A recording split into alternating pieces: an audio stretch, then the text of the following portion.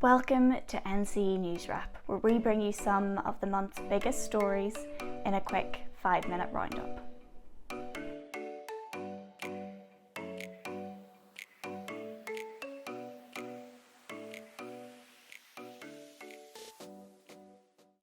Lower Thames Crossing Executive Director Matt Palmer has told NCE that he is confident the proposed National Highways Road Scheme will be given the green light because of the obvious need to ease congestion on the Dartford Crossing.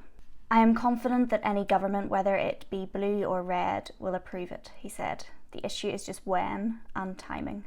We spent a lot of time looking at it, and this year all of our new governments have been supportive because the need for the scheme every day is demonstrable.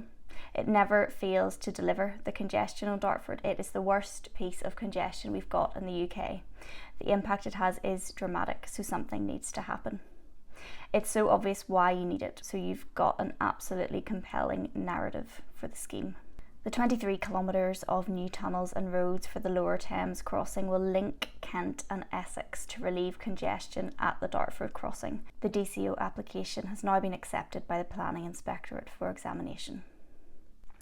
Meanwhile, former Crossrail Chief Engineer Chris Dulake has said that Transport for London should do a 360 on themselves and the way that they influenced the Crossrail programme. The central section of the Elizabeth line opened to the public in May of this year, having missed the original 2018 opening date. Through-running services started in November, following the opening of the troubled Bond Street station in October.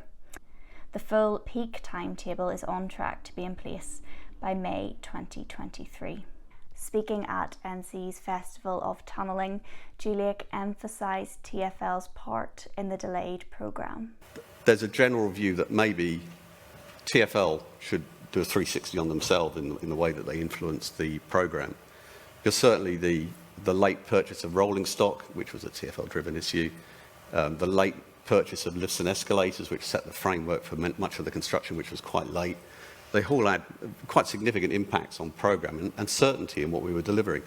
And probably what I would do differently was maybe influence the policy agenda very early on decisions that engineers could see there were consequences to. Particularly, I'll say this probably is quite controversial. Most people might nod, but having two infrastructure managers in RFL and LU on the same project with their own individual assurance processes did not help the assurance of the job because it made it overly complicated. And maybe one of the decisions I would, if I could have influenced differently, would have Network Rail as the IM across that project, because it would have made it a lot easier to have assured it. And certainly, although Network Rail would have had to have done a significant amount to have upskilled to be able to deliver, I think that probably they had the industry background more than RFL and LU to be able to deliver that type of railway under London. In other news, 2 legal challenges are being drawn up against plans to build the first coal mine in the UK for 30 years. Communities Secretary Michael Gove granted planning approval for the £165 million project in Cumbria last month. Lawyers representing Friends of the Earth have confirmed that they will file a claim. A separate legal team have also written to Gove to confirm that they are drawing up a legal challenge on behalf of campaign group South Lake's Action on Climate Change. The first nuclear reactor built for a British power station in more than 30 years is now complete and ready for delivery to the Hinkley Point C project in Somerset. The reactor has been built in France by Framatome, the same company that built Britain's last reactor for Sizewell B in 1991. In other energy news, EDF has appointed a design team made up of Aegis, Jacobs UK, CETIC, TPI and Tractable Engineering for the Sizewell C nuclear power plant. The consortium will deliver the civil engineering design for the nuclear island at the power station, with the contract including designs for the reactor, fuel and safeguarding buildings.